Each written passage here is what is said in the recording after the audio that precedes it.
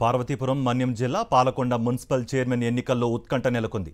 Palakonda municipal chairman పదవి SC మహిళకు reserve అయింది.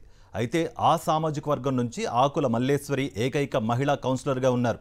గత ఎన్నికల్లో వైఎస్ఆర్సీపీ నుంచి గెలిచిన మల్లేశ్వరి ఇటీవల అనధికారికంగా టీడీపీలో చేరారు. చైర్మన్ ఎన్నికల్లో ఆమె వైఎస్ఆర్సీపీ బీఫామ్ను నిరాకరించి ఇండిపెండెంట్గా పోటీ చేసేందుకు యత్నిస్తున్నారు. పాలకొండ మున్సిపాలిటీలో వైఎస్ఆర్సీపీకి 13 మంది, టీడీపీకి 6 కౌన్సిలర్లు ఉన్నారు.